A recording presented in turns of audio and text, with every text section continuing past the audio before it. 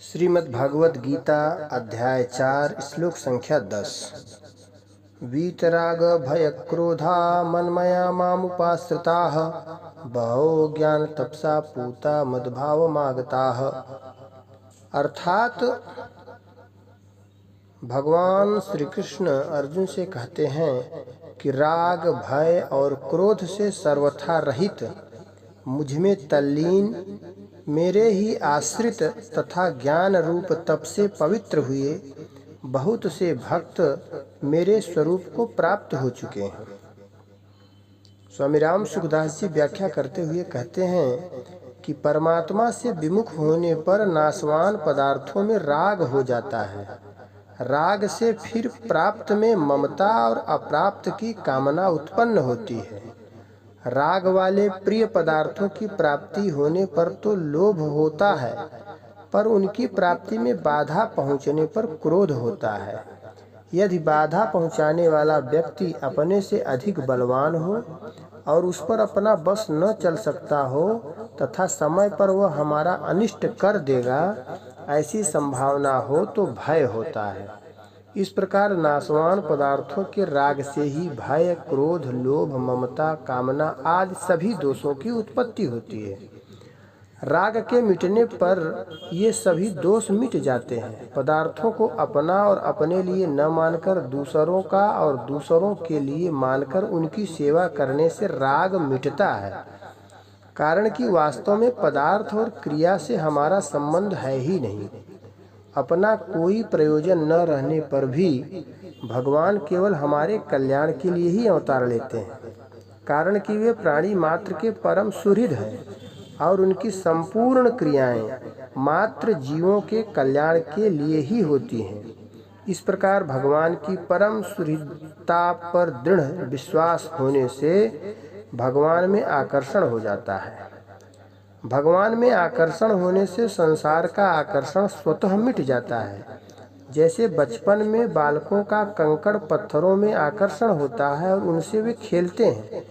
खेल में वे कंकड़ पत्थरों के लिए लड़ते पड़ते हैं। एक कहता है कि यह मेरा है और दूसरा कहता है कि यह मेरा है। इस प्रकार गली में पड़े कंकड़ पत्थरों में ही उन्हें महत्ता दिखती है, परंतु जब वे बड़े हो जाते हैं तब कंकड़ पत्थरों से उनका आकर्षण मिट जाता है और रुपयों में आकर्षण हो जाता है। रुपयों में आकर्षण होने पर उन्हें कंकड़ पत्थरों में अथवा खिलौनों में कोई महत्ता नहीं दिखती है। ऐसे में जब मनुष्य की परमात्मा में लगन लग जाती है तब उसके लिए संसार के रुपये और सब पदार्थ आकर्षक न रहकर फीके पड़ जाते हैं। उसका संसार में आकर्षण या राग मिट जाता है। राग मिटते ही भय और क्रोध दोनों मिट जाते हैं, क्योंकि ये दोनों राग के ही आश्रित रहते हैं। मनमया भगवान के जन्म और कर्म की दिव्यता को तत्व से जानने से मनुष्यों की भगवान में प्रियता हो जाती है। प्रियता होने से वे भगवान के ही शरण हो जाते हैं और शरण होने से स्वयं मनमया अर्थात भगवानमय हो जाते हैं। सांसारिक भोगों में आकर्षण वाले मनुष्य भोगों की कामनाओं में तन्मय हो जाते हैं, कामात्मान, और भगवान में आकर्षण वाले मनुष्य भगवान में तन्मय हो जाते हैं। वे हर समय भगवान में ही तल्लीन रहते हैं। उनके विचारों, आचरणों आदि में भगवान की ही मुख्यता रहती है। प्रेम की अधिकता के कारण वे भगवत स्वरूप बन जाते हैं, मानो उनकी अपनी कोई अलग सत्ता ही न हो। किसी न किसी का आश्रय लिए बिना मनुष्य रह ही नहीं सकता। भगवान का अंश जीव भगवान से विमुख होकर दूसरे का आश्रय लेता है और वह आश्रय टिकता नहीं है, प्रत्युत मिटता जाता है। धनादि नाशवान पदार्थों का आश्रय पतन करने वाला होता है। इतना ही नहीं, शुभ कर्मों को करने में बुद्धि का, भगवत प्राप्ति के साधनों का तथा भोग और संग्रह के त्याग का आश्रय लेने पर भी भगवत प्राप्ति में देरी होने लगती है। जब तक मनुष्य स्वयं भगवान के आश्रित नहीं हो जाता तब तक उसकी पराधीनता मिटती नहीं और वह दुख पाता ही रहता है।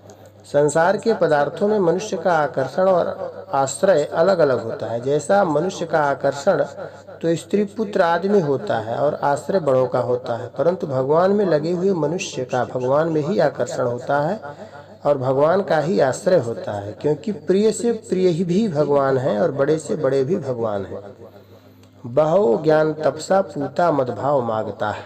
यद्यपि ज्ञान योग अर्थात सांख्य निष्ठा से भी मनुष्य पवित्र हो सकता है, तथापि यहाँ भगवान के जन्म और कर्म की दिव्यता को तत्व से जानने को ज्ञान कहा गया है।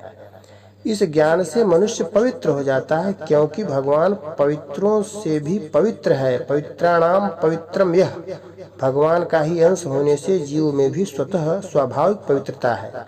चेतन अमल सहज सुख राशि, नाशवान पदार्थों को महत्व देने से, उनको अपना मान लेने से ही यह अपवित्र होता है, क्योंकि नाशवान पदार्थों की ममता ही मल है। भगवान के जन्म के तत्व को जानने से नाशवान पदार्थों का आकर्षण, उनकी ममता सर्वथा मिट जाती है। तब सब मलिनता नष्ट हो जाती है और मनुष्य परम पवित्र हो जाता है।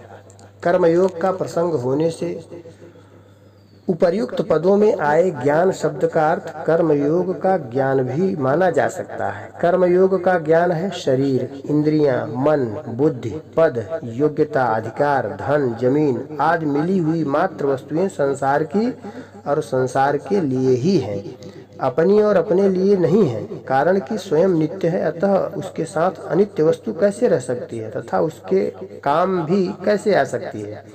शरीरादि वस्तुएं जन्म से पहले भी हमारे पास नहीं थी और मरने के बाद भी नहीं रहेंगी, तथा इस समय भी उनका प्रतिक्षण हमसे संबंध विच्छेद हो रहा है। इन मिली हुई वस्तुओं का सदुपयोग करने का ही अधिकार है, अपनी मानने का अधिकार नहीं है। वे वस्तुएं संसार की हैं, अतः इन्हें संसार की ही सेवा में लगाना है, यही इसका सदुपयोग है।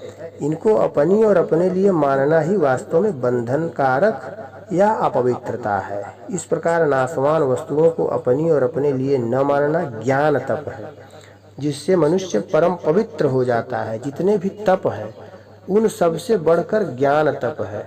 इस ज्ञान तप से जड़ के साथ माने हुए संबंध का सर्वथा विच्छेद हो जाता है।